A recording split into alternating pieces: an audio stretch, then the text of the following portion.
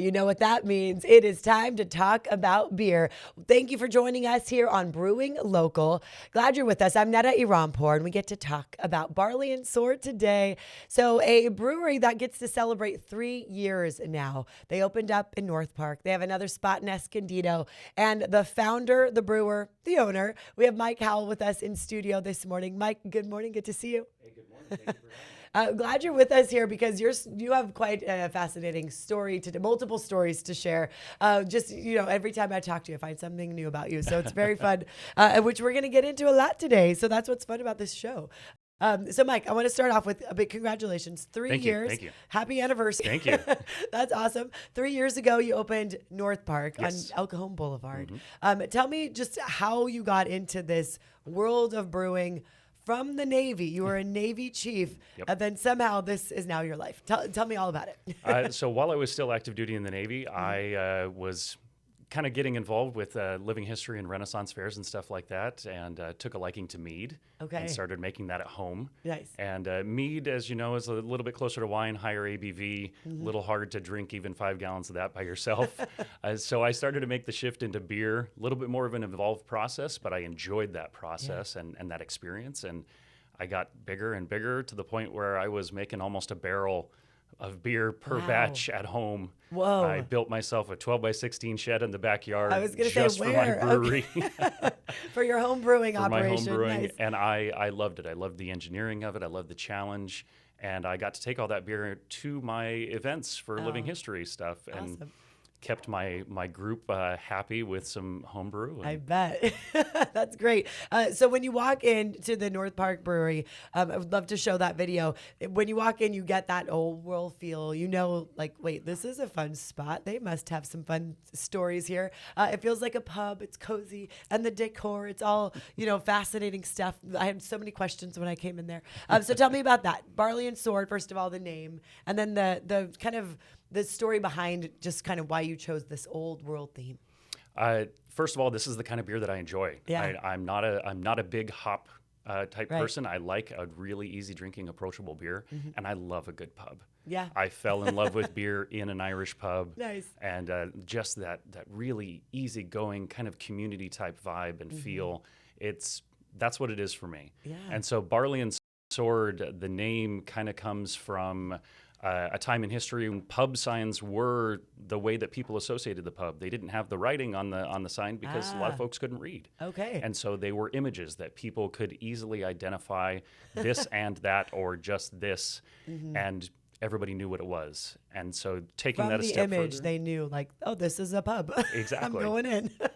I love taking that a step further with the barley, obviously the beer, and kind of the cradle of humanity and human civilization in agricultural settlement thousands of years ago, and barley being that one grain, that one crop that really has brought us through for all that time. Right. And then the sword ties into the Viking stuff that I did back a few years ago, but also warfare and conflict has also been a staple of human civilization and humanity. And so kind of tying those constants together for us. I see. And representing it as a pub sign, as a place of community and gathering. Right. And it really does feel that way. And it's fun to just like hang out at your bar and ask you everything about all your beers. And you have so many good stories, which we will definitely talk about. But this, the shield that we see on the wall right there, that one, it looks like it's taken a few beatings. Can you describe what happened there? So as part of my Viking Age Living History group, we did do battle demonstrations, some of which was kind of scripted and just for show in large groups, and sometimes it was one-on-one, and us guys were Like really actually putting each other through the paces. Yeah, I mean, look at that. How did that happen? Wow, Mike. There's one mark on that shield that actually silenced a crowd of about 200 people in Balboa Park, and surprised both myself and the guy that hit me. Okay. And we immediately stopped the fight. Okay, got it. Just to make sure everyone's okay. We didn't want anybody to get really hurt. Okay, of course. These are demonstrations. Yes. But you love to share history. So I'd love to talk to you, too, about your history in the Navy. If you could tell us, what was your role in the military? When I was active duty, I was a hospital corpsman. Okay. I dealt with medicine, working in the Navy, and I also did that in the reserves. Wow.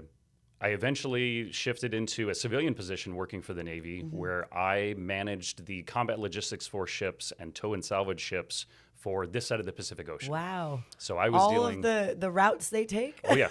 Okay. I was dealing As we with know, San the- Diego's a busy one. Oh, yes. Yeah.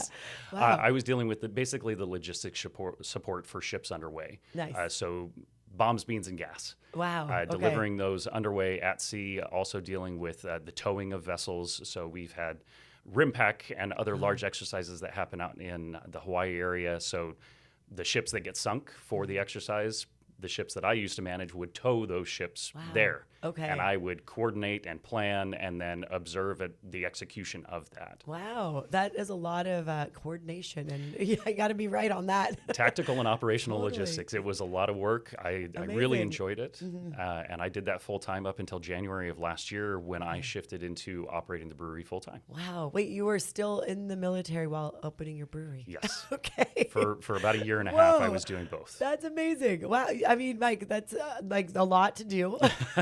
You do it well. You do it so calmly, which is Thank you. also a special quality. But talk about, I mean, coordinating all the things you have to do now at your brewery. 3 years in North Park, and you opened up Escondido, St. Patty's Day. Oh, yes. How was the party, by the way, this past weekend? It was fantastic. We had a Awesome. great showing. A lot of people that had planned to be there, and a lot of Yeah. people that just showed up. And it was. I love seeing that place full of people that are just enjoying themselves. We had some great vendors, great music. The guys from Order Draconis, the Knights that came out and put on an amazing show. We also even had some music. Look at Oh this yeah, on stage. That's a huge spot. I love that. it's beautiful. Yeah, I mean, you have a stage in the middle now. It's the tap, right? Yes. Okay, that's awesome. And it's nice to have that big space. So eventually, that's where you might do the brewing. Yes. So the tap room is just one building. I have a separate building that's our event space, and then in the back I have room for a new brewery, and we're Wow. working on getting ready to get that built That's out. huge. That's awesome. That's a sign of good things. Yes, it is. And growth and all of that good stuff. We are going to take a quick break here right now. But coming up, I don't know if you saw that image, but the hurlers were there Yes. to celebrate you. You are a hurler. For people who don't know what that is, we're going to talk to Mike about that and the beer that you created to represent hurling, how special that is. A lot of great stories behind each beer that we're going to talk about. So keep it here. We'll be right back in just 2 minutes. Welcome back here. Okay, as promised, we want to talk about the stories behind your beers. Yes. They are all very interesting. One in particular, Liberation. Yes. Shall we start with that one? Let's Right see there. it. Okay, there's the can. Liberation. Tell me how this came to be. Random Thursday, I was finishing up some cleaning in the brewery, and I happened to see a guy kind of looking over the wall into the back area, just like really inquisitive. Went over, said, "Hey, do you have any questions? Anything I can help you with?" And he answered in very broken English, asking if I could give him and his friends a tour. Okay. I said, "Yep, I'll be right back. He's a tour guide too, by the way. Okay. Go ahead and bring him inside." And next thing I know, there's about 20 guys standing in the Sweaty. tap room, milling around, Wow. waiting for this tour. And so I'm like, okay, well, come on to the back. And come to find out, only one of them spoke fluent English. Okay. And he served as a translator for the rest. And I quickly realized that this was 20 brewers Wow. and brewery associated people from the largest craft breweries in the Czech Republic. Whoa. That just, we're like, there even after hours, you're like, come on in. Yeah. What if you said no? Yeah. Okay, so you're giving them this tour, and then what happens? I give them a tour, and North Park's pretty small, Yeah. so it's pretty quick. Yeah. And after the tour, we're standing around the barrel, we're having a beer, and they, "Hey, thanks for the tour, really appreciate it. We'll be back tomorrow to brew a beer with you." Wow. And I said, "I'm sorry, what?" And he says, "Yeah, we'll be back tomorrow to brew a beer with you." Amazing. I'm not here tomorrow. Oh, like you were off the next day, huh? I still had my day job. Oh, gotcha. But I had taken the day off Wow, to yeah. deliver beer samples to a drop-off location for a competition. Okay. I was like, You I'm were busy. brewing Yeah. this weekend already. One of them's already a collab. I don't know. Maybe I can rearrange my schedule. Like you have to figure out what tank to put it all in. And I said, if we do this, what are we going to make? Well, a Czech pale lager. Wow. You have to. Yeah. That's awesome. Yeah. That's I was like, okay, I Yeah. don't have a recipe for that. Yeah. I suppose we can go write one. Okay, let's go. Wow. Just very, why Like are you putting up matter of hurdles? fact, Matter let's of do fact. this. Like, let's just do this. So we crowd in the office and we sit Oh down my and goodness. we write a recipe, and this master brewer pulls up his recipe. Wow. And he says, you can have this. This is what we're doing. Whoa, that's amazing. Okay. How cool. And that, like, literally he came in the next day with his buddies, the 20 of them. The 20 of them showed up. About 5 of them stayed for the entire day. No way. I spent 10 plus hours figuring out how to do a decoction brewing process, which involves pulling some of the wort off, boiling it, putting it back to raise the temperature, all these kinds Yeah. of very technical things that I had never done before Okay. on a system that's not designed for it. Right. I was going to say, did you have the equipment that you need? Yeah. Okay. And so we went through this process, and the majority of the day was communicated via Google Translate. No way. And it was the most rewarding experience. I I had an absolute blast. I still talk to these guys. I just Yeah. released a dark check lager this last week. Amazing. And I sent the recipe to Peter at Raven, and I said, "Hey, can you QC this for me and just make sure I'm on the right path?" Yeah. And they're thrilled just to continue to have the conversation. Oh, that's amazing. They need to come back, obviously. That's what I told Peter. Yes, and you need to go visit them there. Yes, I do. That's really special. And it's done very well. People are big fans of Liberation, right? Very, very Yeah. much so. Tell us some of the awards you recently, that's the one that had the... Liberation has a couple of golds, if I remember Okay, correctly, nice. from a few other different competitions. Awesome. Almost as many as our next beer. Nice. Yeah, your next beer has done very well. So this one, is this the number one at your This brewery? is the number one. Okay, tell so us, what's this this is one? Bjordajerk, Okay. or Bjordirg. Folks like to give me a hard time about my beer names. It's Irish Hard Gaelic to for pronounce, but you know. Irish Gaelic for red beer. Okay. So it's a little on the nose. Okay, yeah. But this is my favorite style. I fell in love with Smithwick's. That is the beer Yeah. that got me to love beer. And it In is- Ireland, right? No, I wish. Oh, you No. haven't had Smithwick's in Ireland yet? No. It tastes different. I was at an Irish pub in Maine. Okay. You got to go to these places now. That's they're on your on my list. list. When you find some free time in between all your things. But no, that one, I mean, a good red is special. And yours is so good. It is surprisingly my number one beer. Great. Across the bar, in distribution, day in and day out. Wow. And I serve it on draft, on nitro, and on cask occasionally. Amazing. And it is my home beer. Okay, that's the cozy one. Yes. Can you hold both of those up? I just Yes, want yes, everyone to see absolutely, them. right there. There you go. Take a screenshot if you're watching right now, because you got to try these.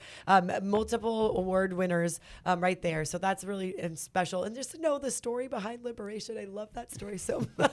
I love telling it. It's a good one. It really is. And you also, if we could talk about some of your hurling experience. I know Yes. we teased that earlier. There was a picture of the San Diego Hurlers. So the San that Diego came- Hurling Club. Yeah, Yep. tell me, who are they? What is this? So I was approached a little more than a year ago Uh-huh. for a sponsorship for a local community sports team, Okay. a club. And they came in and brought an entire display of the different gear for the sport. And I had heard of hurling. I was vaguely aware of it. But I'm talking to this guy, and he's trying to get a sponsorship out of me. And he quotes my entire mission statement for my business about being involved in the community and No being way. a place for he did people. his research. Yeah. Oh, it was theirs. It was was- their mission oh. statement, but it just dovetailed perfectly with mine. Amazing. It matched. And the more we talked, I was like, okay, well, I have to do this. Yeah. I'm going to make you guys a beer, obviously. So then you made a beer for, And then I made let's see it.